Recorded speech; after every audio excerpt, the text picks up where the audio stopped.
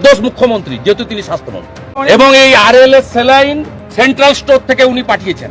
মুখ্যমন্ত্রী শুধু এর বাচ্চাকে কাড়েনি, আজকে একটা ছোট বাচ্চা মারা গেছে, অন রেকর্ড অ্যাডমিট করেছে স্পেশাল সেক্রেটারি, যে 10ই ডিসেম্বর জেনেছি, ওটাও তো প্রামাণ্য।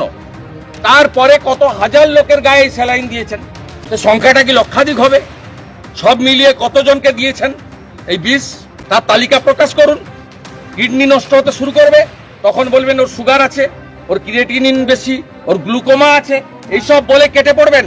আজকে 5 দিন পরে এলওপি এলো, আমি নিশ্চয়ই আসবো। এলওপিরও কিছু ডিউটি আছে, তো ডিউটিটা তো বেশি সরকারের।